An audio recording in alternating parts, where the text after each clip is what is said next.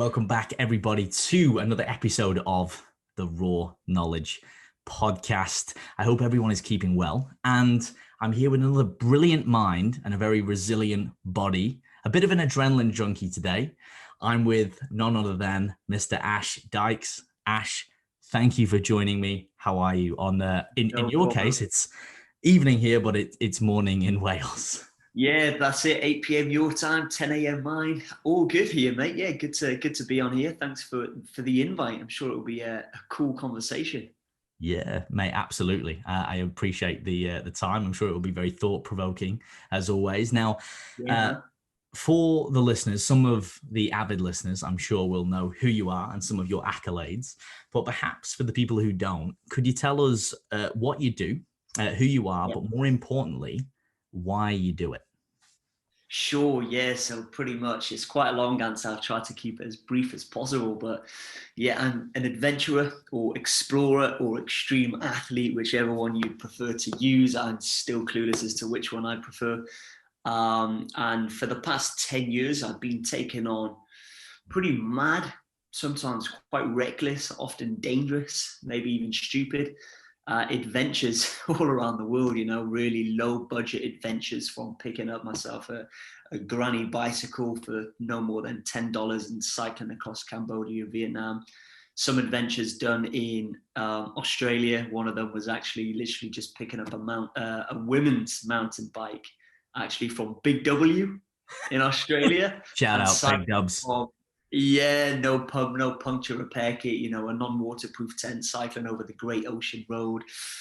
From then learning how to survive in the jungle with the Burmese hill tribe, to fighting in Muay Thai, to being a scuba instructor, and all of that before the expeditions that turned sort of a hobby or a passion into a career, which was 3 world first records in Mongolia, Madagascar, and following the course of the Yangtze River in China, which I'm sure we'll get to.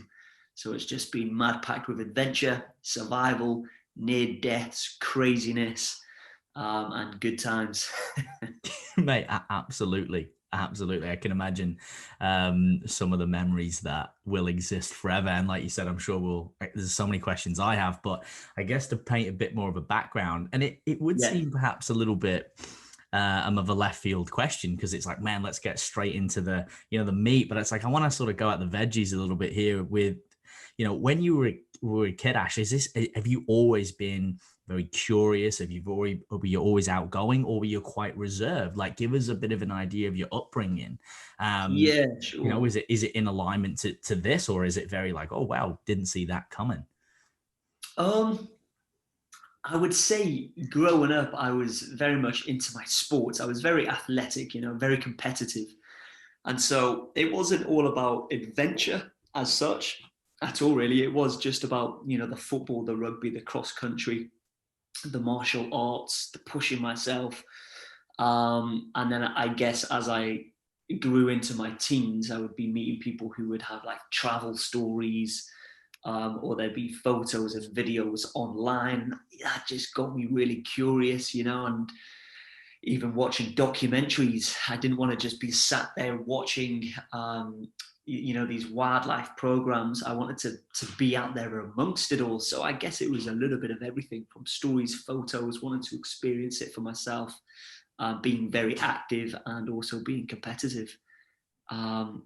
That I was like, I want to find a way to live a life where I'm just absolutely indulging myself with all sorts of crazy experiences, meeting people from all over the world, different traditions, different cultures. But I was young at the time, and I went from high school, I went on to a college course, sort of found out I'm more of a kinesthetic learner, learning more through hands-on practical experience. So it was then that I thought university wasn't for me.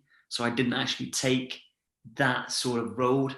I went a little bit unorthodox, went against the well-trodden path, and found a way to make traveling happen. So that's kind of like how it developed, if you like. Yeah, no, that's a good evolution, and it is a great way to see the world. And I think a lot of people, romanticize, if I can use that word, about travel and being able to meet Mm. people and try different foods and this, that, and the other. And there's a lot of different sides of that. And I think we'll obviously cover that today.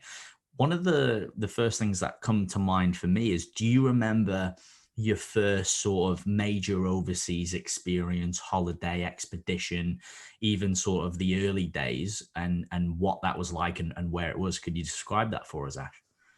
Yeah. So you mean like more of the catalyst where I found my passion in adventure? Is that Yeah. right? Yeah. Or even like the Yeah. first sort of like where you were sort of like, this is kind of the first, like, I'm going to be doing it. I'm going to get out there. It's going to be a little bit wild, you know, and it might not Yeah. have been the first time you went like overseas, but I guess kind of, yeah, the catalyst or the protagonist, if you like. Yeah, I get you. Well, growing up, I was always very late teens, again, taking it back there into the outdoors. I could see myself wanting to camp more, wanting to trek local mountains and whatnot. Um, but I would say that the true catalyst was when I actually set off for traveling in the first place. Um, I didn't know it would turn out to what I'm doing today at all. It all started with me just being here in Wales. Whilst I was studying as a lifeguard, studying as a diploma in my outdoor education course.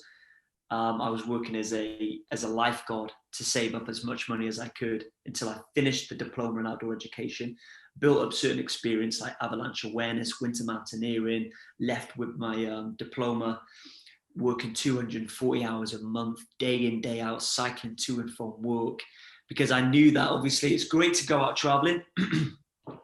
But like my friend said, you're going to leave, you're going to travel, money's going to run out, you're going to fall back into the UK. We would have moved on with our lives and careers. And what will you have other than a couple of cool experiences to your name? You'll have to start from the bottom and work your way up to catch up. And I was like, they're right. I need to find a way to remedy that. I need to invest in myself. And so whilst I finished my outdoor course and whilst learning, working, as a lifeguard, I was also training myself in scuba diving in the hope that if I can get myself to a certain level where I can then search for paid work, then that's how I can fund my travels. So that was the idea. So initially, I was going out to travel, for the experience, but also maybe to work as a scuba diver abroad and maybe follow the seasons. Maybe it would be scuba diving and snowboarding instructor, sort of bouncing all over the world. However, that changed. And the true catalyst to this adventure in Korea, which I still do believe is a time where me and my friend, we were age 19, we set off for the first time ever. We ended up in China. It was great. We were soaking up the local culture. We were trekking the Great Wall of China. But about 2 weeks into traveling, I realized I have the same photos, experiences, and stories as all of the rest of the travelers, which is fine. And it meant that we were meeting people from all over the world. Some I still keep in touch with today. And that this was 2010. But we wanted something different. We hadn't left the UK to travel, to be on the tourist track in our little minivan, putting our camera out the window. We wanted to really take on real adventure and soak up the local culture and venture far from the beaten track. And I remember me and my friend, we ventured down to Cambodia. We were both sulking on the Mekong riverbank. We were pretty much bitching. We had spent way too much money than we anticipated. We hadn't done anything cool. And I just said, I know we're on a shoestring budget, and we literally were on a ridiculously tight budget. But how about we purchase the most ridiculous looking bikes we can find, because that's probably all we can afford. And we fuck off. We cycled the entire length of Cambodia and Vietnam. How about that for an adventure? And I brought it to my friend like that. And he was a little bit like, what? That's over 1,100 miles. And I was like, yeah, man, how cool will that be? And I was like, but we need to get all the preparation done. We need to get like a pump, puncture repair kit. And I was just saying, forget the pump, forget the repair kit. He was like, yeah, but what we're going to get for a tent? It's like, it doesn't have to be a good waterproof one. We'll just pick up a nasty little tent, £5. Bob's your uncle, off we go. And he's like, this sounds insane. I was like, it'd be a heck of a story though, wouldn't it? And then as he said on what bikes, there was this screeching noise coming from behind me, this crazy, I was cycling behind. We turned round and it's this skinny little frail old lady cycling on this rusty bicycle. It looked affordable. And we said, It looked affordable. And we said, perfect, let's get 2 of those bikes. And yeah, I think they cost us $10. We had, no gears, no suspension. We had no pump, no puncture repair kit, no electronics whatsoever. We found string on the side of the road that we used to strap onto the back. We cycled through the night, through the day, over 2.5 weeks, chased by dogs, hit by mopeds, dodged by trucks and lorries. Proper adventure. And once we completed it, that I think is when I realized my niche, my passion. And I just didn't want to stop these adventures. I wanted to keep building them bigger and better each time. And so I think that was a very long answer, wasn't it? But I think that is the answer to that. That's the catalyst where I realized that, wow, adventure is the way forward for me. That's when I really come alive, Yeah, no, it makes sense. And look, no, long answers are welcome. This is what we're here for, mate. Long form content. I mean, I can talk a glass eye to sleep. That's why I go, right, we've got the Instagram for this. We've got the YouTube for this. We've got the podcast. We want to get into the nitty gritty. And it's interesting. And you made a really good salient point earlier, though, as well, that I want to address. Because I think it's really good for people to understand this. So I just want to go back and underscore it. And it's the fact that you talked about traveling and trying to make it sustainable. And I think, and I resonate with that a lot, because it was one of my biggest fears, where a lot of people, they save up and it's great. And they go overseas, but then they fall behind because your money runs out. You end up back home and you're like, oh, now what? And then you generally want to travel again. You're depressed. And it's like, well, hang on. Why don't you just earn money while you travel? Or, like you said, spend a little bit longer to equip yourself with some skills before you go. Yeah. And then secondarily as well, and you could probably speak to this a little bit more, but I feel like a lot of people, especially when they go on the overseas experience, they just do all the touristy things. And they're like, oh, I went to England, Al, it was shit. I'm like, where'd you go? And they're like, you're here. And I'm like, man, that's like going to Surfers Paradise and going in the gift shop. I'm like, that's not truly Australia. Like, you need to go to Uluru and go to Cairns and see like what Australia is really about, And it's the same with a lot of countries. And I think this will probably be a nice segue, Ash, which is the fear, and there's a lot we could go with this, of traveling. And how dangerous it actually is. Now, don't get me wrong, it is dangerous when it gets dangerous. But do you think that the perception, as someone who's done obviously a lot of traveling, put themselves in a numerous amount of uncomfortable situations, more than anyone ever would, sort of exploring off the beaten path, do you think that people should be afraid of travel as much as the stigma puts out there? Or do you think that it's sort of overrated, and that people, if they do a little bit of research, most of the time the world is perhaps smaller than they think? Yeah, I think it can go twofold. It depends where you're going, I think. But where I think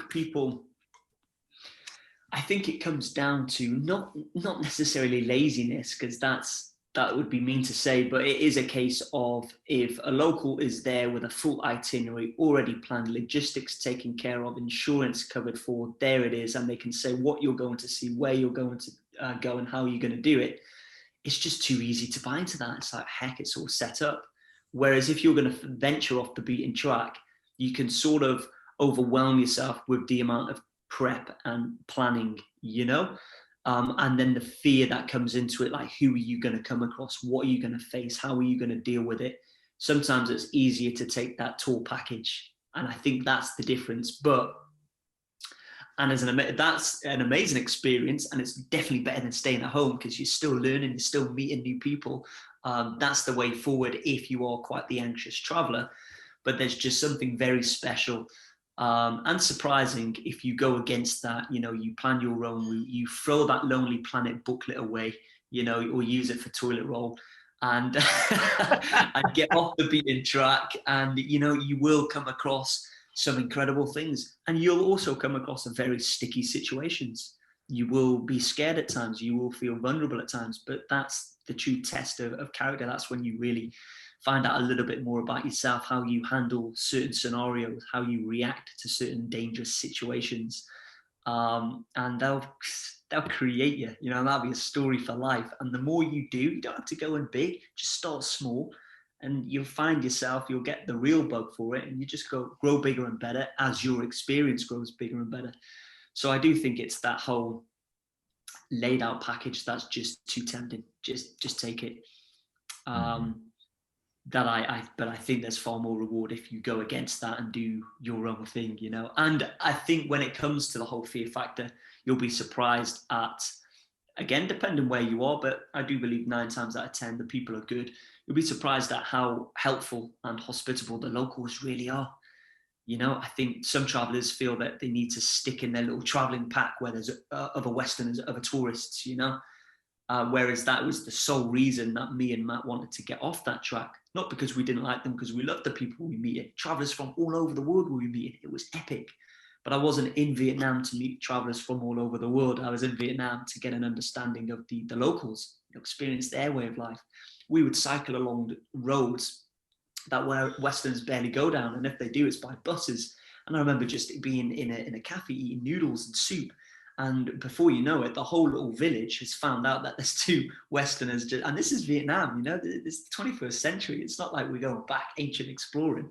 Vietnam's well traveled, but you'd still have loads of locals coming over and they would be pulling my leg hairs because the Vietnamese, the males don't grow hairs on their leg.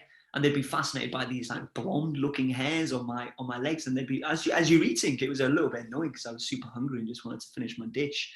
But you know, they're pulling the hairs on your legs and curious, and you're communicating them, you know, just using sign language, really, hand gestures, and it's great. And that's the stuff that really makes it, you know. Yeah, and it is, and that those individual journeys and stories, and like you said, they're often not what you expect. They build a lot of character. I've always found, speaking to people who are more well-traveled and perhaps, and this is nothing against people, like you said, who perhaps have a little bit more anxiety or is a little bit more safe. Like you said, if you're getting out there, it's better than nothing.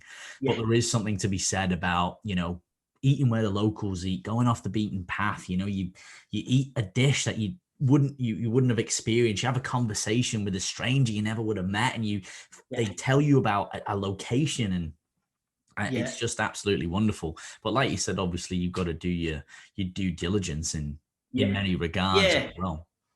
And it's not for everyone. It really is not for everyone. I look back now and I do think, geez, I've done some crazy stuff. You know, I remember just being on the border of Thailand and there's this random Thai guy, a machete in his hand, offering to take me and my friend into the jungle. You know, most people would say that sounds like a horror movie. But we were like, risk nothing, gain nothing. That sounds cool. He took us to the jungle to meet a community that he said like is over the border. So effectively, we crossed the border into Myanmar illegally with no permit or visa because there's no border control. And we're with this Thai guy with a machete in his hand who's teaching us how to utilize the jungle in order to survive, building rafts to cross the rivers, building shelter to sleep in, how to hunt, what to gather, berries that act mosquito repellent. And we came across this Burmese hill tribe. They took us under their wing, and for the next, 3 or 4 nights, I think it was, we were with this community, just in the middle of this sort of mountainous jungle terrain on the border of Thailand and Myanmar. And that all came from just walking in a little place called Pai, having this random guy who spoke a little bit of English just randomly say, you know, do you fancy going into the jungle with me to a hill community? And that sounds like a lot of people would say no. And looking back now, maybe today, I don't know, maybe I would say no today, maybe I wouldn't. But I needed to say yeah. And anyway, that could have gone two ways, but luckily it went a great way. That was again, another top experience that I had. It was incredible, super hospitable. I left with a wealth of experience of how to sort of get by in the jungle. And it all started with just stopping and communicating with the guy rather than thinking, woo, weirdo, keep walking, you know?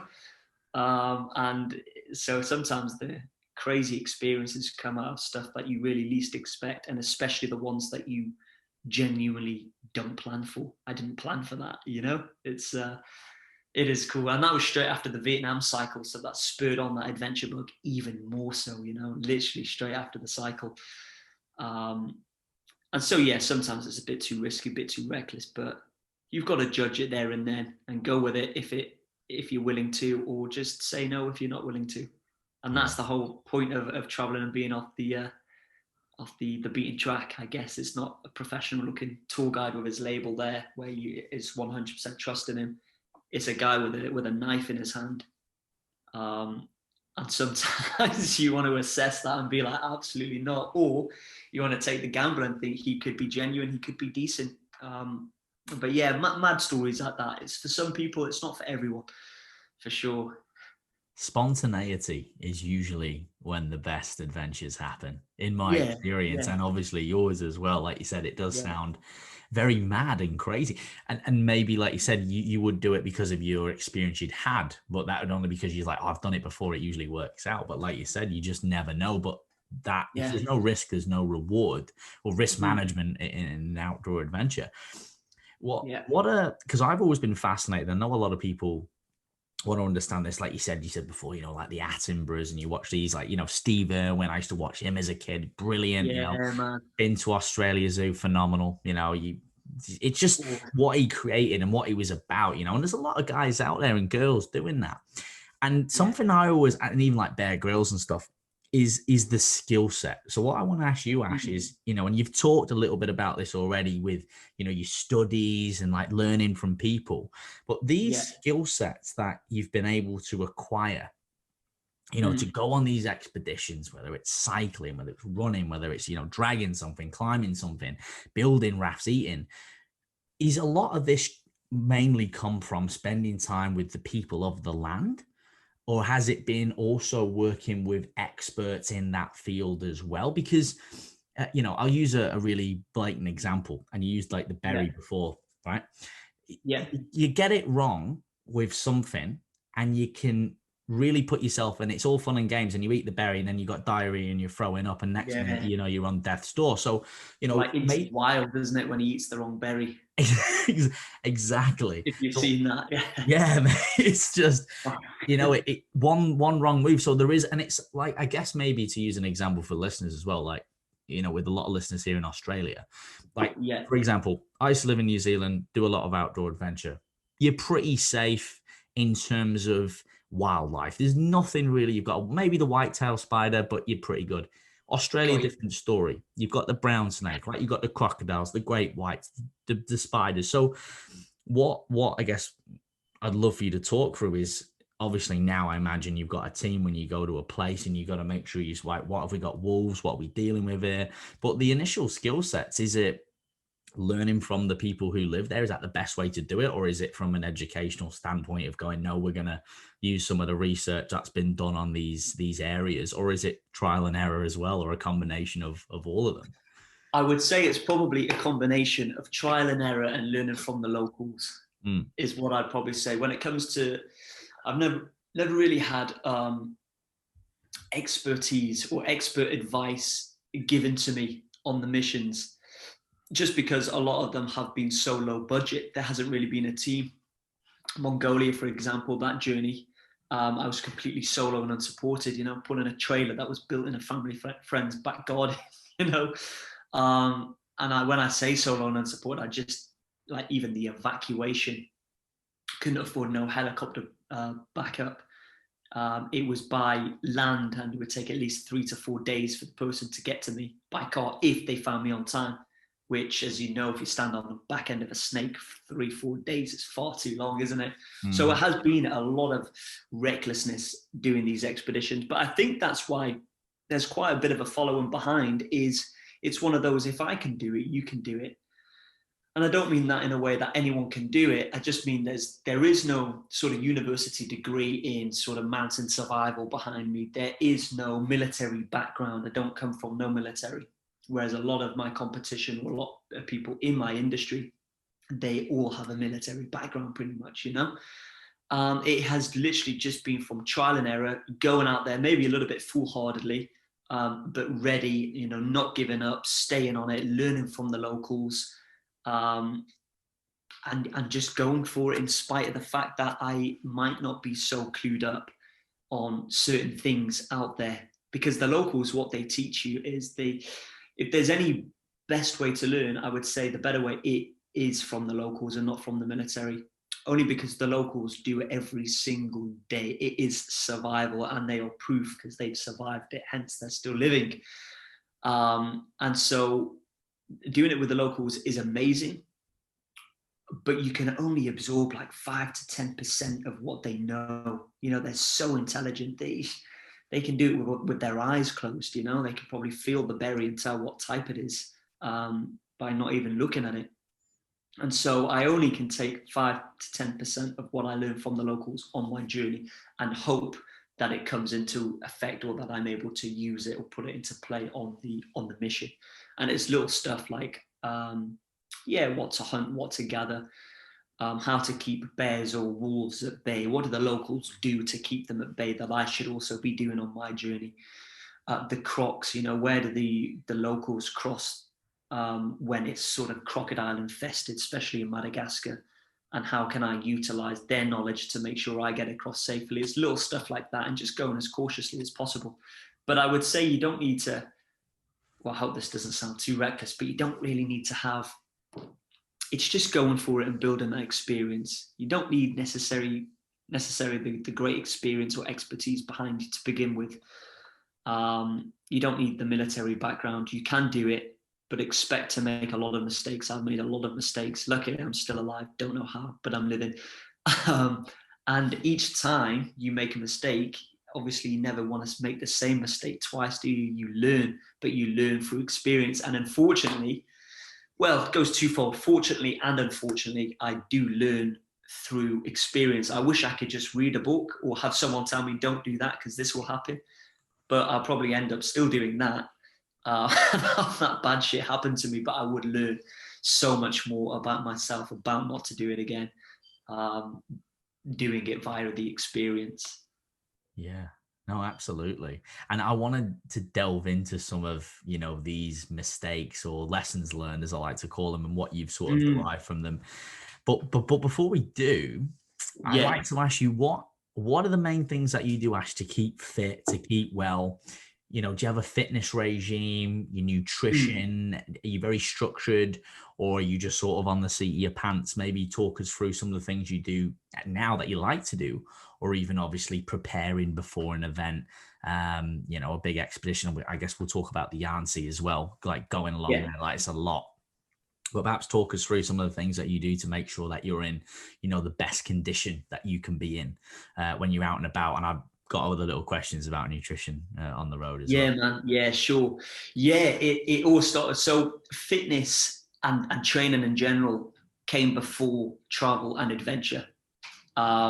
Maybe it's my biggest, or probably joint biggest. You know, the passion is just as big with fitness and nutrition as it is with travel and adventure, and they sort of coincide. They do go hand in hand, because I think without the good diet plan that I have and the amount of training that I put, which doesn't just train me physically but trains me mentally, I absolutely wouldn't have succeeded in these expeditions.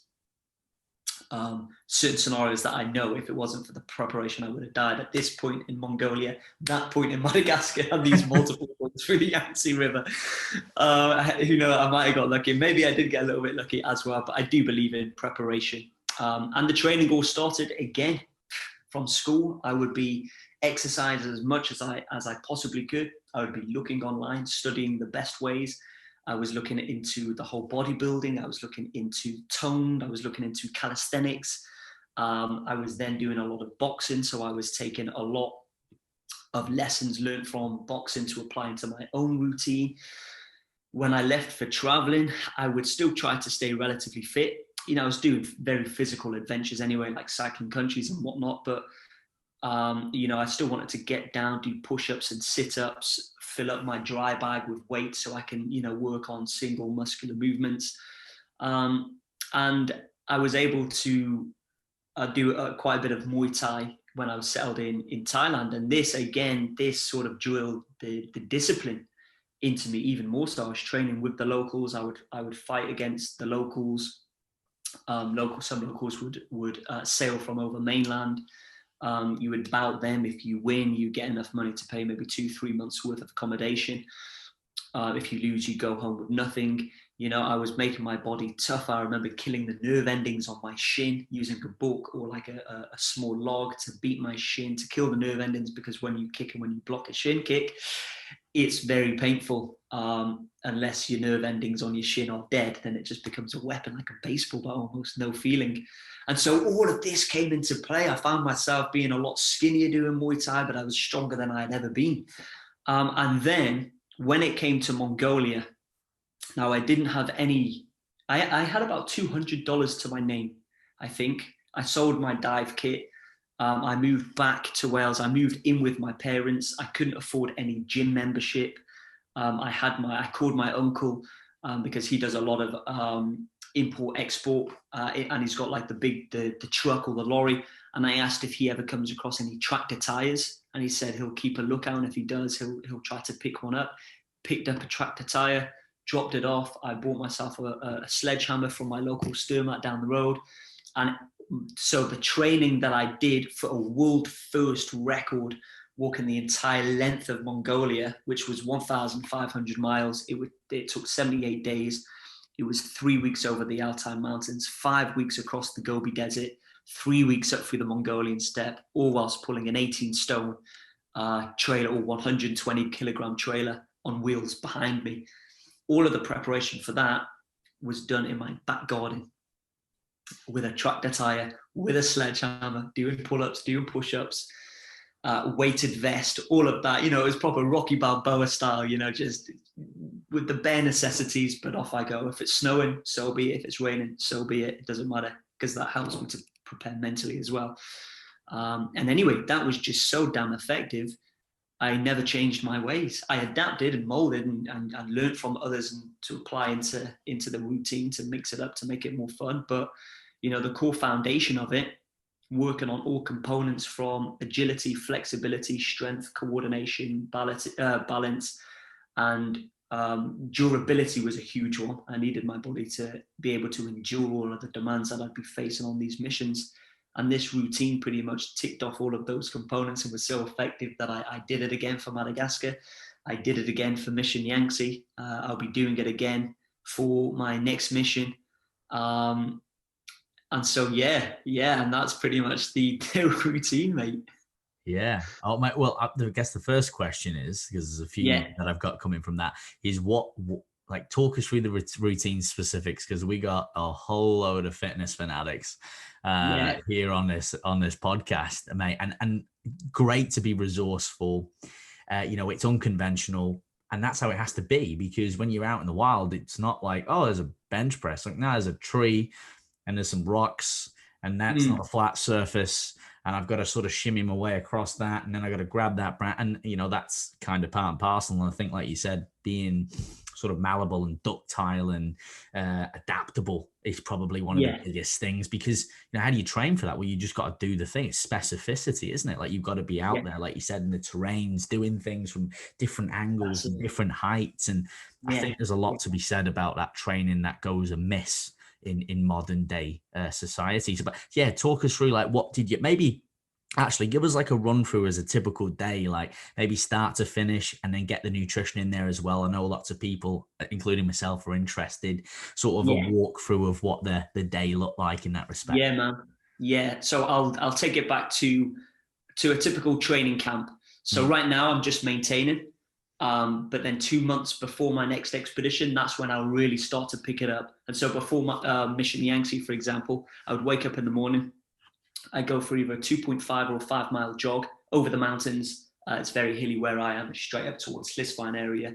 And that will either be with a weighted rucksack, or it could also be a cycle up through the mountains with the weighted rucksack on. Sometimes I was doing it both. I'd do the 5 mile run with the weighted rucksack. I would come back, and then I'd do the 5 mile cycle with the weighted rucksack and come back.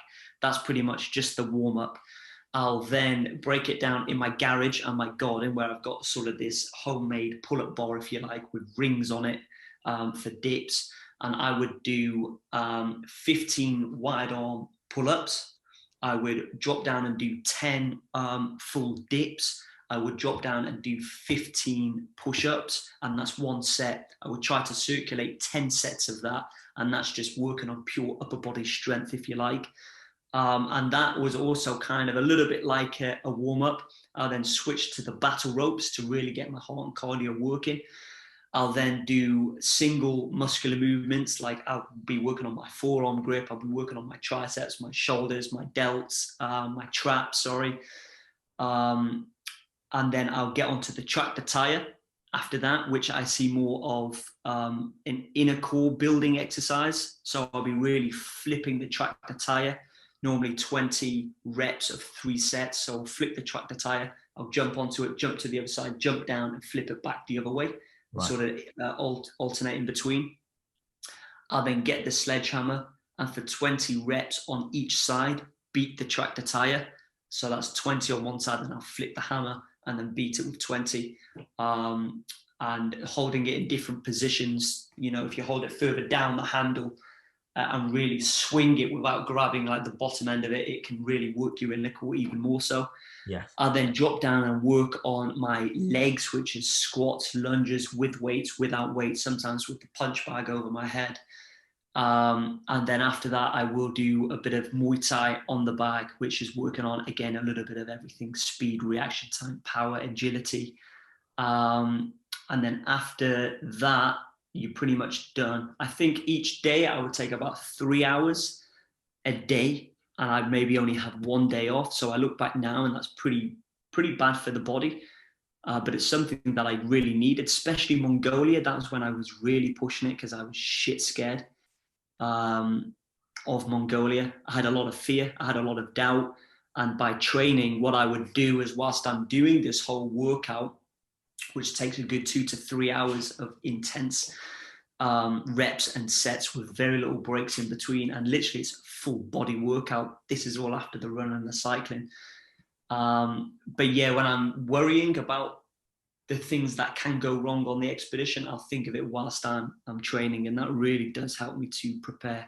I'm almost visualizing what can go wrong, and trying to put myself in that scenario, seeing how I'll adapt to it, how I'll react to it, and if it happens on the actual mission, at least it doesn't come as a shock, you know, where you panic and freak out. It comes as something that I had pictured, had visualized every day when I was grinding in the gym, you know, that now that it's staring me in the face, it comes as something I expected, not as a shock. So I must just crack on, tackle it, and overcome it.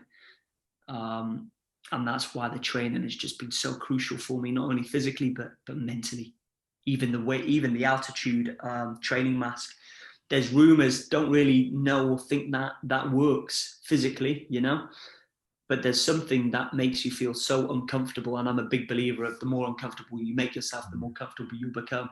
So trying to do that routine with something strapped around your face is uncomfortable. It does work you more mentally. Yeah. You know, it is hideous. You just want to rip it off. And that's part of more the mental preparation. When I'm out on the field, I will be uncomfortable. There will be times I just don't want to do something, but I'll have to do it. And so it does get intense. Probably wouldn't recommend that routine at all, unless you're doing, a mission like I was.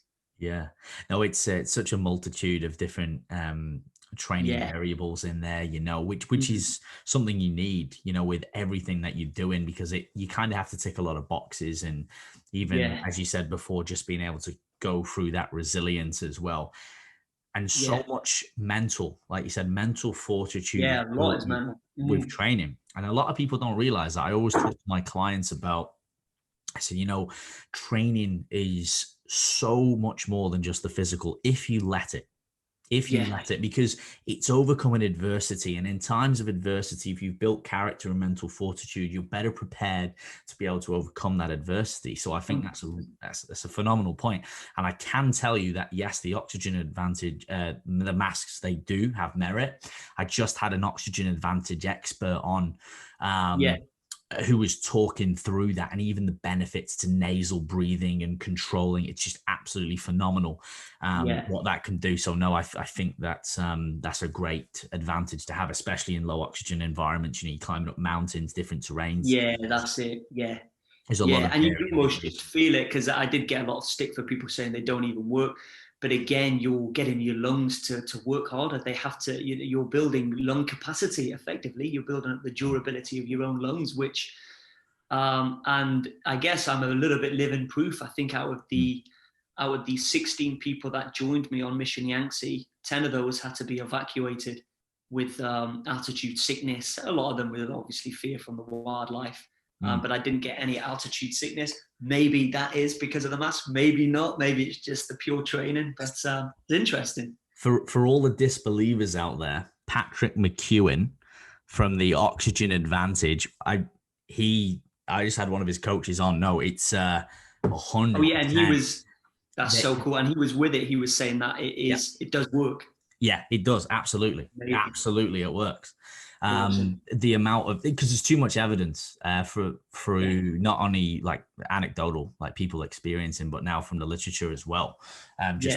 People being able to improve their VO2 max and capacity to work in it. And it's adaptation as well. Like if you've got that lower, you're not getting as much in. Like basic example for anyone listening, walk on a treadmill, mouth breathe, walk on a treadmill, same pace, only breathe through your nose. It's going to be harder until you adapt because there's a less of a space. So you're getting in less oxygen. So you have to work at a higher capacity. Therefore, your fitness has to improve. So no, definitely a great tool. What about recovery, Ash? Like from that with nutrition, before we dive into sort of what I'd call in the field, and any other modalities, like are you doing, saunas, ice baths, etc.? Obviously quality sleep.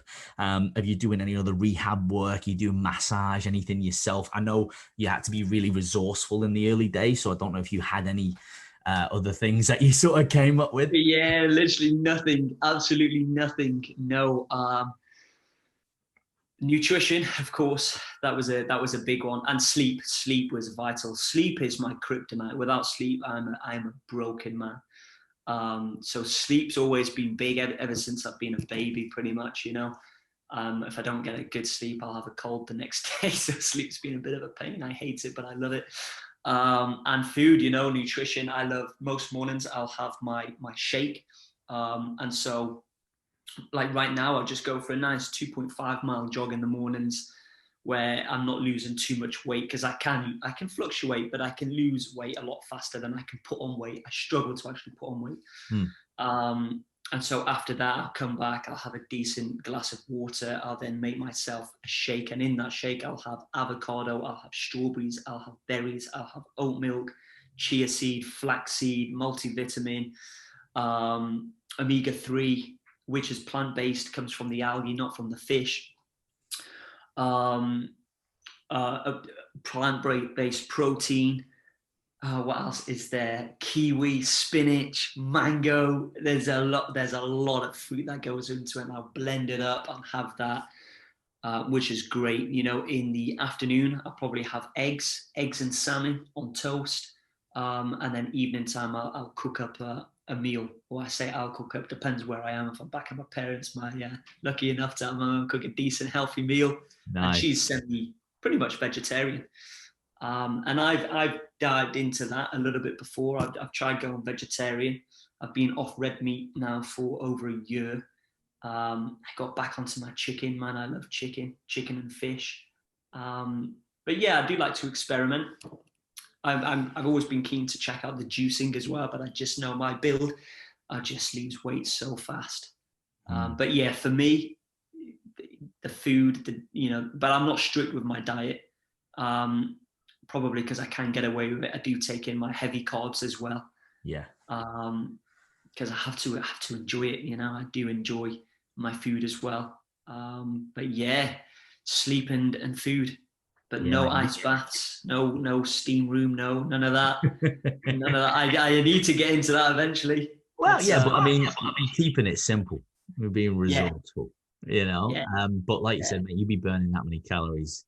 Like you said, as long as you've got the nutrient density in there, the variety from the vitamins and the minerals, which it sounds like you're well and truly doing, you've got to fuel that machine, especially like myself, someone who would struggle to put on weight than not actually put it on, So there's people shaking their heads now going, I wish I had that problem.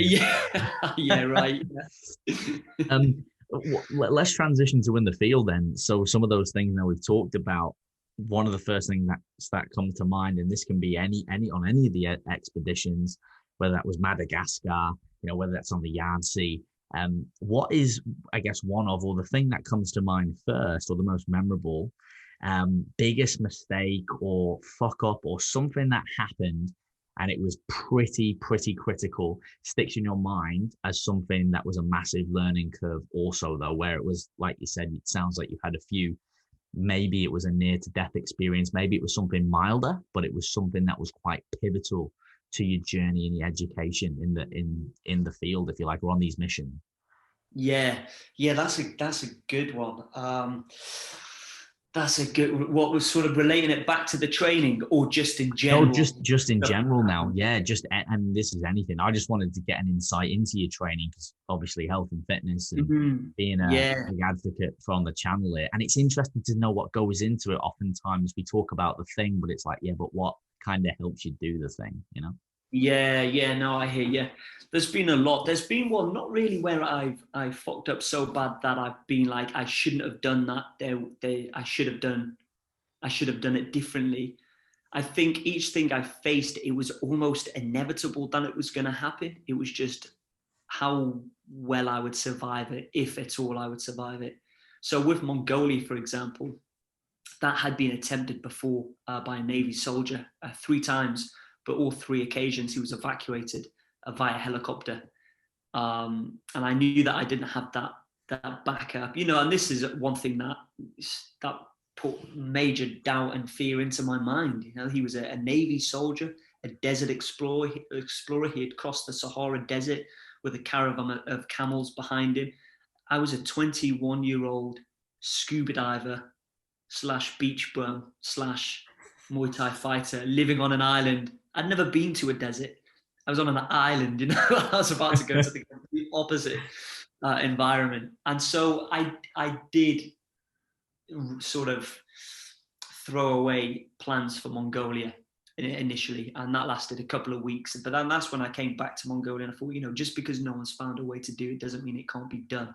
There will be, and there must be a way to do it, because obviously there's been a shitload of people that have done obviously much bigger, better things. And so I thought, as long as I plan it accordingly, as long as there's the right logistics, as long as I don't plan it like I did Vietnam and wasn't reckless with it, then I'd absolutely die during the journey. So I guess that was kind of one of my first learning curves, was learning from the planning and preparation of my previous adventures. Like, yeah, I could get away with not planning Vietnam because I'm on a road. Where there's road, there's people. Where there's people, there's food, there's water. I'm never. It's not survival. Well, unless you've got some dodgy drivers, but other than that, it's not hunting, it's not gathering, it's not. Whereas Mongolia would be different. I was attempting what a Navy soldier, desert explorer, had tried 3 times and told me it couldn't be done. He even said, incredible is the ability to continue no matter what, which I did not know what he meant, but I used that quote to fuel me in the training and to sort of scare myself a little bit. And I did almost die in the Gobi Desert. It was 3 weeks over the Altai Mountains. I broke into the Gobi Desert. It was now a good couple of weeks in the Gobi. I was in the middle of it. I was now already really dehydrated, probably from the Altai Mountains, because it was so cold. I wasn't taking in enough water. When I hit the Gobi Desert, it was kind of like, whoa. I dehydrated myself for a few weeks, but it only hit in the Gobi. I was a lot skinnier. I was a lot weaker. I was becoming more delirious. I, began to run lower on water. One of the wells where I was supposed to collect water was dry. So that meant that I now had to ration the remaining dribbles of water to get me to the next water source, which I knew could potentially be fatal. But I tried my luck. I pushed on, and I pushed so far that I then missed the point of pickup. So pickup wasn't an option. It was either text to my agent for him to get to me, which I need to allow 3 to 4 days for him to get to me, and then another day or two for him to get me out. And 6 days, I just didn't believe I could survive for. I don't think I could have lasted 6 days, because at this point, I was hiding underneath my trailer. It was 40 plus degrees Celsius. I was hallucinating. I was delirious. I could almost feel like my organs drying up. I could only walk 100 meters before hiding back underneath my trailer. I was in a real bad way. My urine was pretty much black, and each time I drank from the water bottle, I had to pull it away from my mouth because it needed to last me the 4 days that it would take for me to walk to the next community which has guaranteed water. So it was either 4 days or 5 to 6 days. 5 to 6 days I didn't believe I could last. And so this is that critical moment where I think this could have been the biggest fuck up. But actually what I did is, whilst I was under the trailer, and sometimes I'd be resting for an hour at a time, you know, I think about family, I think about how much I felt fucked up. But then, you know, a couple of hours later, I got rid of that because I was hit by the harsh reality of the fact that if I don't keep getting up from out of this trailer and pushing on, I'm going to die. Plain and simple, I'll just be a carcass. And that scared me so much that I focused on the only option I had available, which for me at that time, it was surviving. There was nothing but survival. And I broke my goals down. So 4 days was just too daunting. I was in so much pain and agony. I couldn't even picture the end of the day, let alone 4 days. But what I did is I focused on 100 meters that I could see. You know, I can see 100 meters. So there's no reason why I can't get out from my trailer, strap the 4-point harness to me as the sun beats down. There's nowhere to hide. And that's why I was hiding under my trailer, because I could cover my top half under the shade whilst my legs would melt out in the sun. And the thin wheels kept sinking in the often soft sand, making it feel almost like pulling a trailer through the beach, you know, sandy beach. It was a nightmare. There was no momentum, no roll to it. But I would cover 100 meters and I would hide under my trailer for, again, no more than 5 minutes. And it was actually breaking my goals down to 100 meters walking and 5 minutes hiding that allowed me to survive and make my way to that community. And I did just about. I collapsed. I was in a real bad way, but the locals were amazing. It took me over 8 days to recover, I think. I was in a state, but I wasn't leaving that community until I was good enough, 100% enough to be able to push on. I didn't want to quit, didn't want to give up, didn't want to call it in. I just knew that I'm at the right place now and I'm going to recover. I've learned from my lesson. Take more water, take my time, don't rush it, and maybe just continue doing a few hundred meters at a time and then rest in a few hundred meters, you know, by all means necessary. And then I did recover and I was able to push on and complete that mission. But I tell you what, I learned from that. I've never been dehydrated since the Gobi Desert, you know, never wanted to mess up on my water points again. And again, that's a perfect example where the training, that was one of my biggest fears. So when I was out in the garden, flipping that tire, thinking of worst case, thinking how I'll react if a pack of wolves surround me, how I'll react in a sandstorm, snow blizzard, how I'll react if I suffer severely with dehydration. I don't know if it was bad for my body or not, but whilst I was training, I would almost dehydrate myself. So I could go the full 2 to 3 hour training session and not drink any water. You know, in the preparation before Mongolia, because I was picturing the Gobi Desert and I was almost trying to get my body tolerant with the fact that I'm not going to have water whenever I like it. I can only have water whenever I need it. And so I would push my body 2-3 hours, grueling, even the run and the cycle with no water. And maybe that helped me maybe my body was a little bit more used to being dehydrated. And it just allowed me that extra time to push on further. So that's why I do believe the preparation is crucial, but also the mindset to be able to not focus on 4 days. And that is something we all do. We can all do, like whether you're working on your dream career, whether you're working to lose a few pounds, to put on extra muscle, to gain a degree. You know, it can be overwhelming if you look 3 years ahead of yourself, or if you think, wow, that's a whole stone or 2 stone to lose. How can I possibly start? Start by losing it pound by pound, and soon those pounds will add up. There you go, you've done it. And that's pretty much what I did in the Gobi, and that's still what I do now. Same with Mission Yangtze. Day number 1, I was at the source of the Yangtze River already. Before we got to day number 1, 5 members of the team had been evacuated, and we've not even started the expedition. And I'm at the source, and it's been so difficult already. And I'm thinking I have another 352 of these days. You know, I can't think that because that's enough to freak me out and call it quits. I just focused on the day. I take it day by day. And soon it will be 352 days and 4,000 miles later, I will be at the east side of China and my finish line. So you just got to really break the goals down, haven't you? And I know that's something simple and everyone knows that, but, you know, it just proves how effective it is, right? Exactly. It's a great takeaway, and one I was going to sort of underscore, you know, that there was a great metaphor in that by, you know, there's many ways you can summarize, but, you know, how do you eat a big plate of food or an elephant one bite at a time? And it is simply sometimes breaking it down. And I think as humans, we're very ambitious. And it's the same in, you know, in fitness, and we get people go, hey, you know, what do you want to achieve? And use that analogy before about weight loss, which was great, Ash. And people go, I want to do this and I want to, and I said, oh, well, hang on. Let's set ourselves up to win, because we could always do more. But sometimes when you do too much, you can't go backwards, or you put yourself at a detriment, especially in a scenario when you're out and you're surviving and water is crucial. You know, if you drank all that water, you decided to give up, perhaps you decided to do 200 or 400 meters, perhaps it would have been too much. So sometimes something is better than nothing, as long as you're moving in the right 100%. direction. Yeah, no, too right. It's for sure. And I think that whole, you know, I got asked that question yesterday about like a daily motto that I have, and this is something that really helped me, not only in the Gobi Desert but also in the jungle of Madagascar. It was sort of machete in hand, and some days we would only cover 1 or 2 miles. Yet we had been walking for 14 hours because it was machete in hand. We were hacking through the jungle. We had no food, so we had to hunt. We had to gather. I was bitten by spiders. I had leeches that I had to pull off my neck from my body and flick them out the tent before I slept. You know, everything was against me. And people say, you know, how are you always motivated even in difficult scenarios? I'm not motivated. You know, being in that jungle, I didn't want to be there.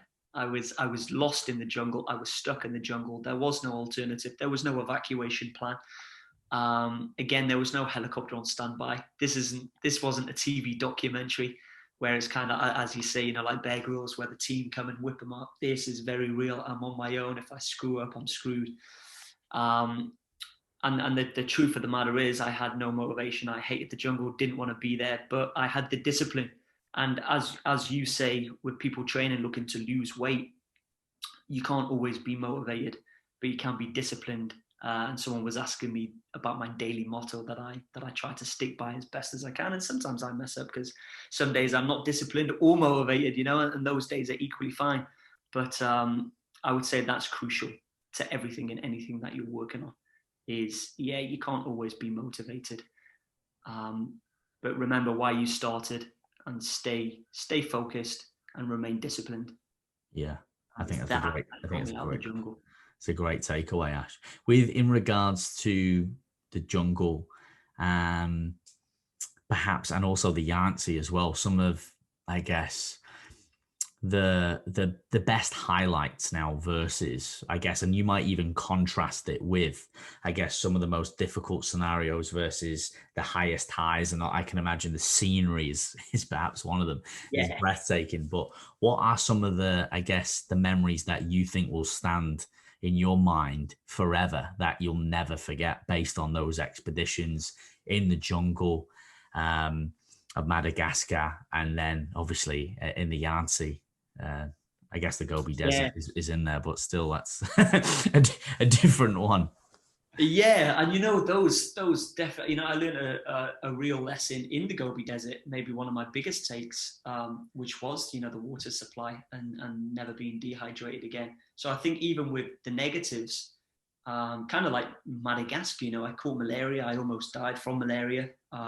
It was the deadliest strain, which means luckily I was able to eradicate it fully out of my system. It's only the lower strains that can remain dormant in your system. You know, just from a negative of that, I was then able, only 1 year later, to address the government in Parliament and look to get an increase in funds from the government into the global fund that, if successful, and as a group effort we were able to raise £1.2 billion, which goes to save 8 million lives from AIDS and malaria and cases within the next 5 years. So again, a dark, very negative moment of catching malaria, but turning that into a positive. So that is also one of the highlights, and one of my greatest stories is, almost dying, but I would probably take the hit again, knowing that I could go to help be a voice for those people who don't have a voice, because it was only when I pushed on and realized I was the lucky one that had enough money to cover the costs for my medication, where it's the same price as a cup of tea, the medication. But some of these Malagasy locals can't afford a cup of tea, and they lose their life because they can't afford a tea, the medication, And so to be a voice for those people, but tell a story of what I felt and what I saw, and even my guides, and it's amazing. So I would say that with every negative, there is a takeaway. With every dark sort of near miss, there is a lesson that I did learn and adapted and took on to future expeditions. But yeah, along with those negatives, there are highs in terms of, doesn't have to be being held up at gunpoint by the military. It could be, the next day of waking up and having this incredible scene of the jungle and having the lemurs above you, using the smoke from your fire as warmth and to get rid of the flies around them, and the about 1 minute you're being held up at gunpoint by a drunken officer who's growling at you with an AK-47. The next morning or the morning after, you've got lemurs right above you in the jungle canopy, wild lemurs. You're in no zoo, sort of using the smoke of the fire to clear the flies.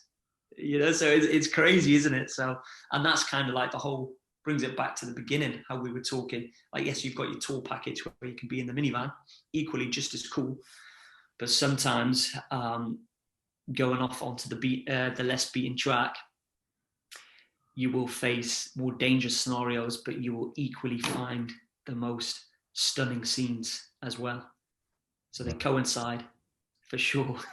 Yeah, you have to endure. I think to be able to appreciate and experience the highs, you have to endure the lows. There's no yin without yang. There's no high without low. There's no black without white. So it's you can't have it both ways. You've got to kind of experience, and perhaps that's what makes it so good, because there is that contrast. Because if you didn't have, like you said, whether it's someone holding you up at gunpoint with an AK-47, whether it's contracting malaria, but being able then to, like you said, by going through that, you save hundreds of thousands of people, you raise great funds, you'd be able to experience the wildlife. And that's not something that exists on a postcard or in a tour book. You can't sign up for that. No. Well, at least I don't think you can, to get held up by gunpoint, but you never know these days, etc. Yeah. I wanted to ask Ash, because I know we're coming to time, and I very much appreciate you being so generous. No worries, man. Is first of all, you put a little bit of a segue in there earlier you alluded to another expedition. Can you tell us, you've got 3 world records now, you've got TED Talks, public speakers, you're raising funds for people, you've got a book out as well. And I want you to plug all that at the end, because, we want to get behind you and support you. It's great what you're doing. Thank you. No, any time, my man. But what's next? Are you going to team up with Ross Edgley? You're going to do something with that? Because I'm thinking here, and I'm like, hang on, I'm sure you've had a chat to Ross, but I'm like, you and Ross could maybe do some pretty cool shit together. Yeah, you know what? We've never actually even spoke. Really? His name has popped up a few times. I think people are, saying you need to be doing something, collaborating, you two. Yeah. But I am planning. This is just the beginning, man. I see this as just the start. It's great thing about this industry is it's not really a young man's sport. Like boxing or UFC, you want to get out, you want to earn the cash, and you want to sail away into the sunset, because there's going to come younger, hungrier fighters. With this, you can keep going and keep going and keep going, keep building. Maybe they'd be less extreme, but you've got Sir Ranulph Fiennes doing marathon, the marathon disables in his late 70s. You've got Mike Horn, who's mid 50s, sort of circumnavigating the planet via both poles. with no motorized vehicle whatsoever. He's skiing, he's walking, mid-50s. So I do see myself as, it will get to a time where I won't be risking my life as much. And, we want more TV. Recently I had obviously Mission Yangtze Air on Nat Geo. We do want to go more in that way. But for now, yeah, man, I am planning. We're getting warmed up. The next one is very much action-packed. It's a little bit different. It's sort of reconnecting to my roots in terms of before all of the hiking. I don't want to come across as just a hiker or survivor. That's not really what I am. But these missions are kind of promoting and showing that more than anything. So I want to reconnect to sort of the extreme athlete ways and do what I started doing a long time ago. And it'll be interesting. I can't say just yet, but it is going ahead this year. Well, I guess COVID permitting. Have you not filmed it yet, or are you waiting to release it? So we've not done it. What you mean for this next mission? Yeah. Yeah, no, I've not announced it yet. It will be filmed yet. And yeah, I look forward to saying more. It's very action-packed and it's a little bit different. Right. Very good. Very good. Leaving us on a cliffhanger, which is going to be good. But before we get into, and this is good, where people can sort of connect with you, Ash, and get up to date or follow along for the avid followers, I have a couple of rapid fire questions I just love to ask all my guests because it's a little bit simple, it's a little bit human, it gives us a bit more of an insight, to what you've already shared. And the first one is, and these are just very fun in nature. If you could choose a superpower, what would it be and why? Anything. Ooh, what would it be and why? I think limitless time. I think live forever. That is a belter. That's a belter. Yeah, unlimited time, because that way you can gain every single experience possible, and experience is what we're here for, right? Absolutely. That's. I'm going to ask, what's yours? Well, to be honest, it really strikes a chord with me, that, because I would probably go with, like, to be able to live forever, to be able to get to probably the age of about 35 and not age physically, but obviously mentally, because that's where the wisdom comes in. Yeah. Because like you, I am someone who is just very curious in nature, hence the podcast. And there's so many lives I want to live. And I feel that I have this massive fear of missing out, which is a big thing. But in terms of, I feel there's so much to do. There's part of me that I'd love to go back and pursue that racing career, the footballer, to travel to all these different countries, to do this, to do that, to literally get a caravan, or like you said, walk, just go everywhere around the earth and not miss absolutely anything. And then who knows, we'll be on other planets by then. So like you said, the inner adventure of people who are, forever curious will always say, unlimited. But I like the way you put that, limitless time. That's very limitless, good. Yeah. Very good. The second one would be, Ash, and I think this one's quite appropriate given the scenario we're all in with the elephant in the room, COVID, but also obviously with your background and expertise, is if you could wake up anywhere in the world tomorrow, where would it be? Where would you pick? Damn, that's a good one. That is a good one.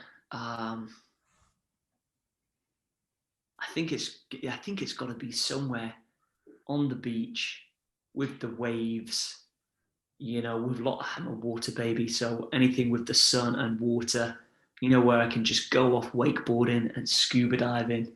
Yeah, I think maybe that.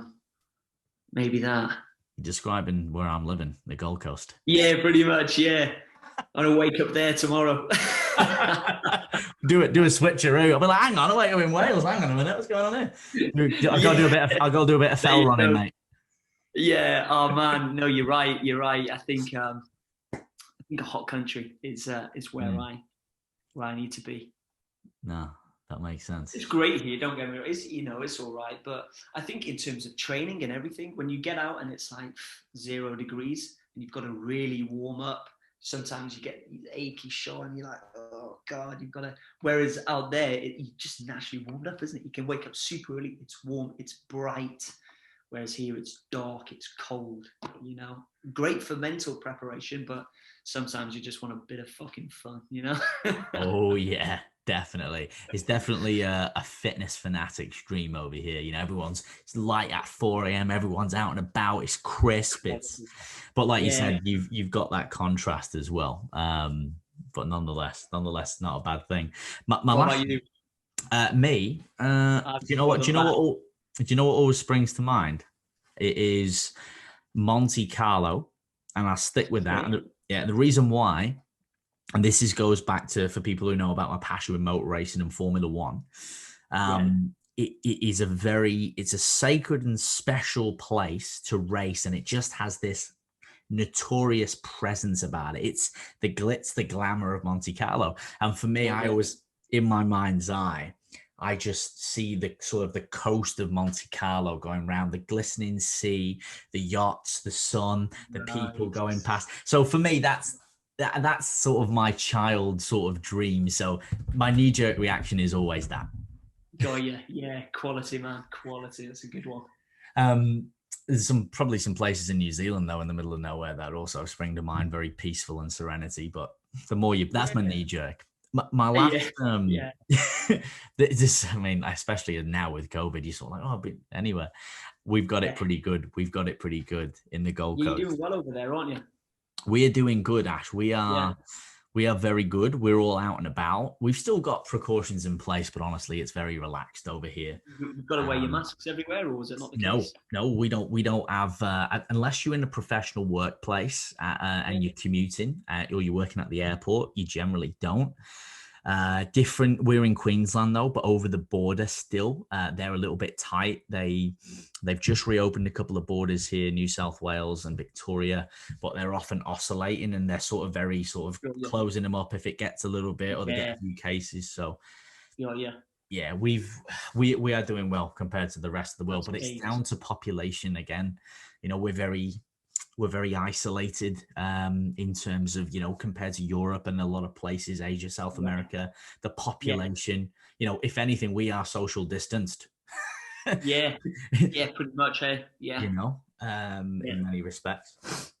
My last rapid fire question is I wanted to ask, if you could invite 3 people to dinner, dead or alive, who would you have? Ooh. Who would I have? 3 people to dinner.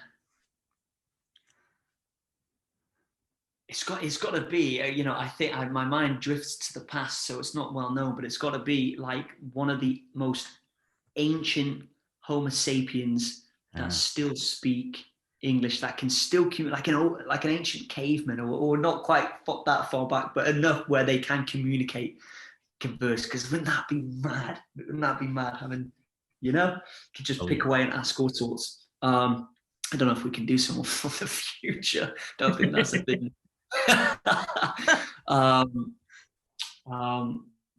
I'm thinking of all of these sort of hot females now as well. I can't not bring one of those to dinner. Maybe like a Nicole Scherzinger.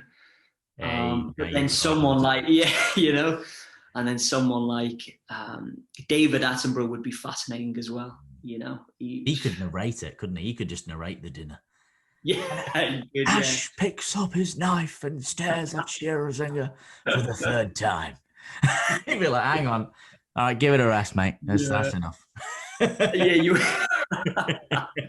check, please. What about you?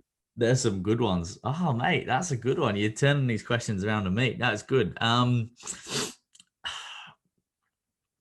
think I would love to, like, it's if it's a fantasy, I'd love to speak to like a vampire if one existed. Like, I said today to one of my clients, because we were talking about old films, and I said, you know what, a classic, Interview with the Vampire, written by Anne Rice. But I thought, well, imagine, and this kind of goes back to our fascination here, because it's not about the vampire itself, it's about a human that's lived many years. So it's probably, one of them would be similar to yours, someone that had lived on the planet for hundreds of years.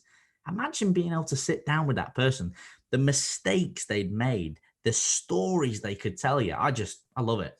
And this is why I always think you should give people that are in the older generation the time of day, because sometimes, they're a bit senile, but mate, 5 minutes to them could mean the world because they're alone. But also there's a lot of wisdom that they've experienced. Yeah. So I guess like someone that was quite old and wise, who'd seen a lot of life and, like you said, could still communicate it. Yeah. The second one, I'd probably go for someone like Mika Hakkinen, who was my initial hero, Formula Right. One motor racing. Oh, okay. A Finnish guy, really Yeah. stoic in nature. And I'd love to probably then go for a rock star, because I have a big passion for music. And it might even be going back and even bringing someone like the likes of John Lennon back and having a chat to him. I think Oh, he's yeah. a really Yeah. interesting character and Yeah. very Yeah. creative mind. That's just, I've not give it loads of thought because I'm always asking, but Got now you. that I think of it, yeah, you know what? I'll Has probably no one start. ever reversed that to you before? No one Have has. they not? And because I've been on a few podcasts myself, but no one ever asked these questions. That's why, like, they're quite Got you. good to it. They're fun. You ask Yeah. them, but they elicit Yeah. good responses. But I'll be marinating on that now. I give you one that's more. I'll give you one more before my final question, because I know Sure. you'll. I think this will be good. You're enjoying this, Yeah. and I think this is important because I know you got some good messages. If you could get a picture or a message out, and I know you've already given us some great takeaways, Ash, that could get everywhere on social media. So it was like a little blurb, a quote, a picture, but everyone on social media would see it. Instagram feed, story, Facebook, YouTube, podcast. What's the little blurb, picture, quote that you'd like everyone to see? Or what would you like to tell everyone? What would you leave them with? Oh, that's a good one. That's a good one. That's a little bit similar to, like, in a way, like if you went back in the past to give yourself a little message, what would it be? Yeah. Type of thing. That's another good question that I like to ask. Yeah. Yeah. I think a photo would be easy, as they say, a photo speaks 1,000 words. But maybe mine would be, just the typical one that I always kind of say is that just a little message of you're far more capable than you anticipate, So whatever they're thinking, whatever they're facing, and that's something I would say to myself when I was 19, when I had all of these worries and doubts. I wouldn't give myself any pointers, any advice. I would just say, have faith, believe, you're far more capable. You're going to make mistakes, but those mistakes need to be made. Maybe that would be it. You're going to make mistakes, but you need to make those mistakes to get to where you're going. That's that would be it to people. You know what I'm going to add on to that is if you did flick it around to me, because it's one of my favorite quotes, and it's more capable than you know, more powerful than you think. And what is it now? The last one. It's stronger than you think, more powerful than you know, and capable of more than you can imagine. Yeah, that's ace. Yeah. And I think I got it right there. I almost butchered that up, but it's kind of that message, and it's a beautiful thing. And it's one that it's a gift that keeps on giving, because you're right. And if you could go back, and even for people listening in now, what you've been through and your experiences, and like you said, you're just the guy that just decided to be, curious, and you're passionate, and, you didn't have all the help in the world or the funding, but you had the discipline, you had the drive, you had the dedication. And that's what's been able to get you to where you are now. And more, I think even more impressive than all of that is creating a positive impact. Like, by doing what you love, you're able to help people, inspire people, give back. You used examples before. Mate, which came so weirdly, so organically, along the different journeys. Again, you just never know what's coming your way, do you? You've just got to go after it. That's another thing that I would say as well. Actually, it's a quote that I saw when I was probably about 20, 21. And it's the kind of life that I was living. And it's the biggest danger in life is not doing what you want to do now, in the bet that you can buy yourself the freedom to do it later. Oh, I like that. I've not heard that one before. Yeah, it's kind of like, because everything changes. You could be like, when I was young, when I was 19, do I travel now, or do I work on my career, get lots of money, retire young, let's say 40s, 50s, and then travel. Well, yeah, but your whole mindset's different. You're not going to do the world's highest bungee jump. You're not going to say yes to the guy holding a machete inviting you into the jungle. You're not going to eat tarantula from the market stall. You're not going to do, everything changes. So I think that's a huge one, is because we don't have limitless time, like that superpower we discussed. So it would be the biggest danger in life. It's not doing what you want to do now in the bet that you can buy yourself the freedom to do it later, because later is never guaranteed. You don't know what's going to happen tomorrow, today. So that would be a message to put out to people too. 100%. I'm going to write that one down. I'm probably going to put it out. I have a fearless thoughts every day that I put out, and it's a quote. It's a fearless thought of the day, and people, they love to tune in for it. And I think I'm going to use that one tonight, Ash. I think that's a brilliant one. Do it. It's good. It's powerful.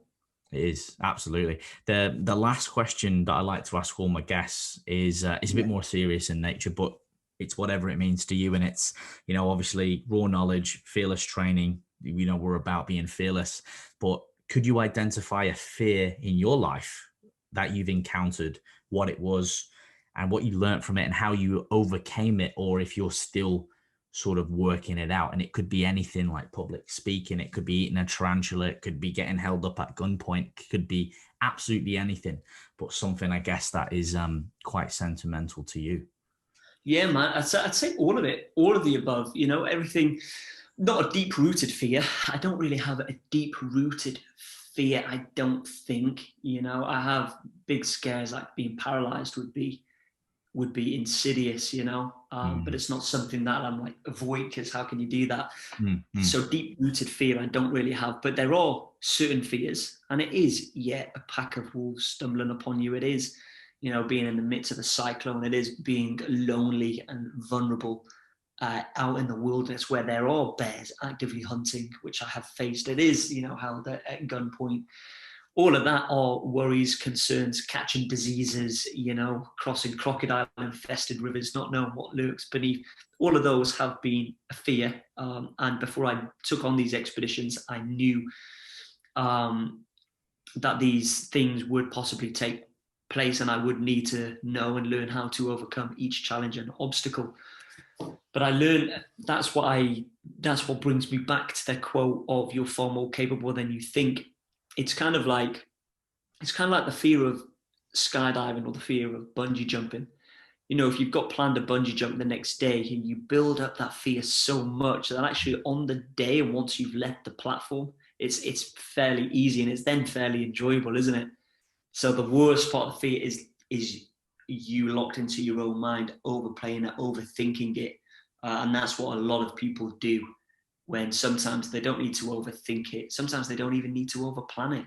They just need to do it, because the reality of it will be so much more different than your own mindset building up the negativities and worries and doubts and fears of it.